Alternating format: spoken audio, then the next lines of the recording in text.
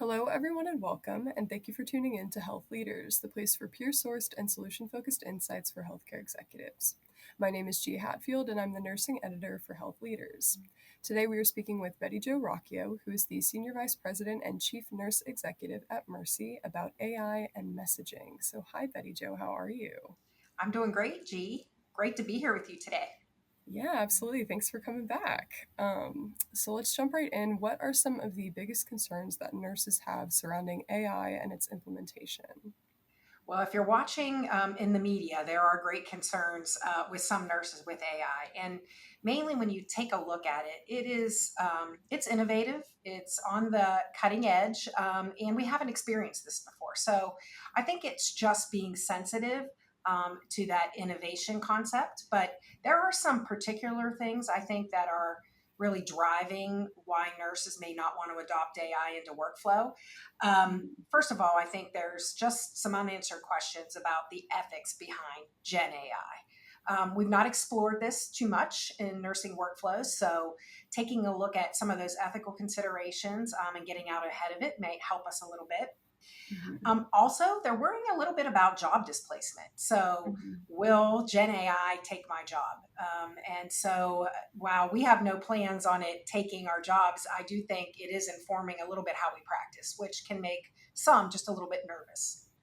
Mhm. Also, loss of human touch, right? Nursing practice depends on us being up close and personal with the patient. And I think that sometimes nurses think that some of these automated, generated things may get between that relationship with the patient. So I think those three things are the most impactful. Other things may be workflow things. We're not sure where we're going to add it in quite yet into some of the workflow. And so just that unknown entity of how we might use it in the future might be driving some of the trepidation behind AI. Absolutely. And so, just to kind of settle any doubts for anybody who might be watching, what do you think the purpose is of implementing AI in nursing? Well, generally, I think the purpose is going to be around leveraging technology to optimize nursing practice, to assist some nurses with information out of our EHR directly Mhm. to the front lines to help us make decisions and help us improve outcomes for patients. I think those are three of the main things that I see as a major force behind Gen AI. Mhm. Absolutely. So, how can CNOs and other nurse leaders communicate to nurses that AI is a tool and not a replacement, as you were mentioning? Yeah, that's a really good statement. I think it's going to surround about five things that we're looking at doing in Mercy to help with that Mhm. understanding of where we might use this in workflow. One of them is education and training. You know, we're used to in nursing having a lot of education and training. We don't Mhm. do a lot of education around process issues, but I think with Gen AI, we're going to have to start thinking about it incorporated into our training programs. We're going to be applications where we use it in healthcare. And many nurses may not even be aware that we are using it in certain circumstances today. So I think that education and training. Also, emphasize that AI placed into workflows to deliver information in a much more consolidated factor Mhm. really helps us around giving them more time back at the bedside. So that human touch that they're so worried about can be mitigated with giving them back more time at the bedside. Also, I would say engaging nurses directly into the implementation process. So when you're thinking about what may help them at the front lines, I think that that implementation phase, they should be directly responsible and in some of that. So I think that's going to be really important moving forward that they're directly engaged at the front lines. Absolutely. So, you mentioned how there are already some forms of AI being used today. So, how can you kind of communicate about those in the present time as well as future projects that might be coming up? Well, I'm going to take one of the places that we have AI today and just Hmm. talk a little bit about how it's worked so far and what we've done to help mitigate some of that. And we've actually placed it in one of the most common places today, which is into a workforce platform. So we Mm. use AI today to be able to launch incentive shifts for our nurses. We also use it today to power the gig nursing platform that we have to get more help by the bedside. So as Mm. we started using this technology, nurses were seeing more consistent incentive rates across the system, as well as the ability to use an app to be able to pick up some of their shifts. So that's been a big plus. And as we were lifting it, we had to do a lot of communication around what was running in the background to be able to lift some of these shifts. So they love, right, running their lives off of an app. And this gave them the ability to pick up their shifts on the app. So it was a win-win. And AI in the background was simply the mechanism or tool to deliver the incentive shift. Interesting. And I want to kind of circle back a little bit. You mentioned ethical concerns with AI. So can you talk a little bit about what some of those are and also how you can kind of settle any doubts about those as well? Well, the second place we've placed AI, which is another great example, is the emergency department to inpatient handoff process. Mhm.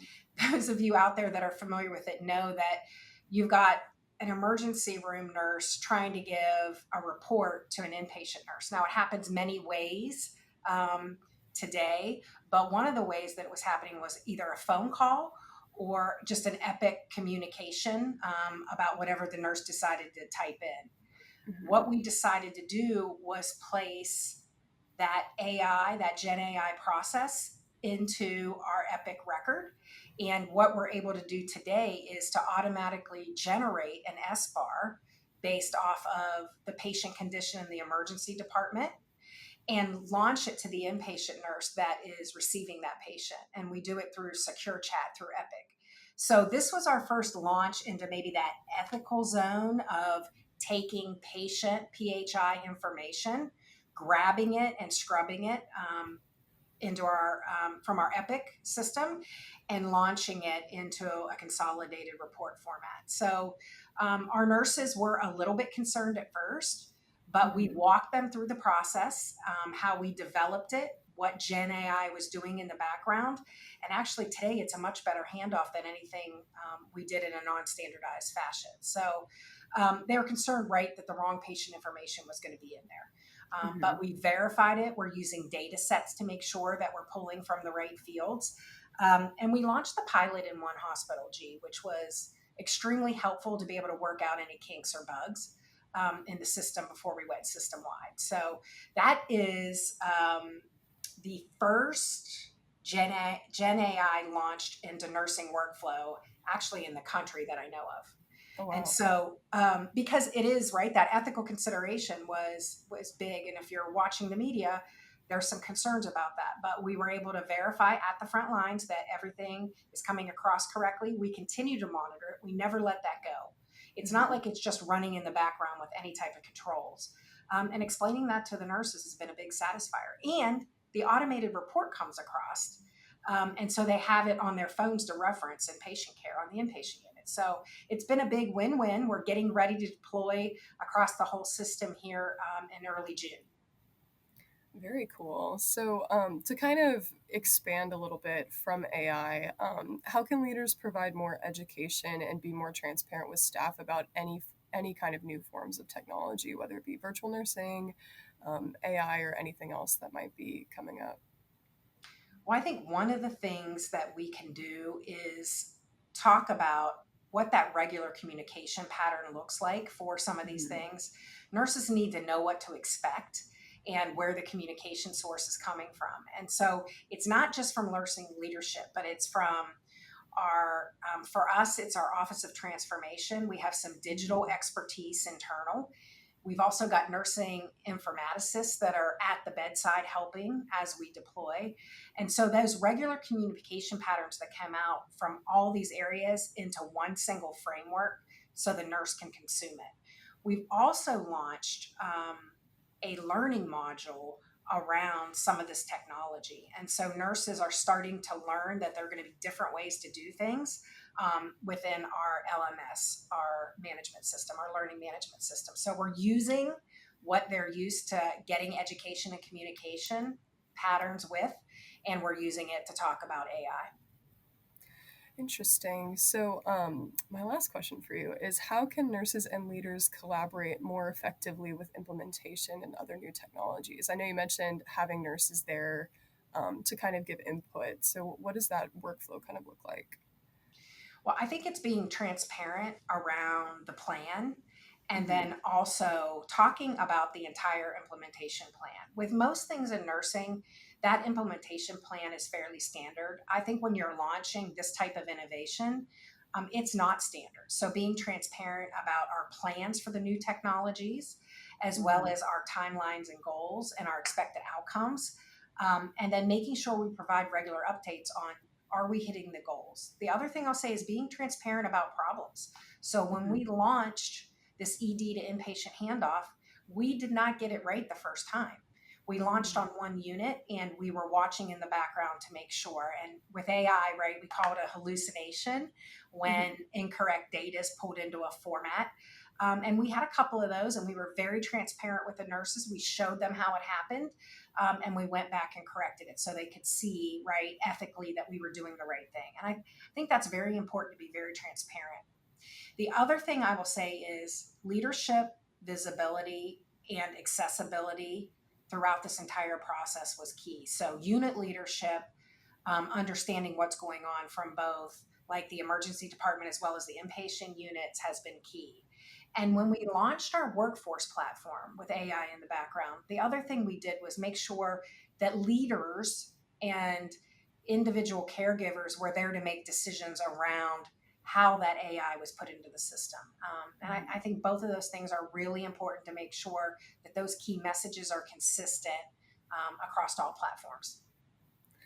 Absolutely. Well, thank you so much, Betty Jo, for your time. I'm really grateful to have had this opportunity to speak to you again. And thank you so much to everyone for listening.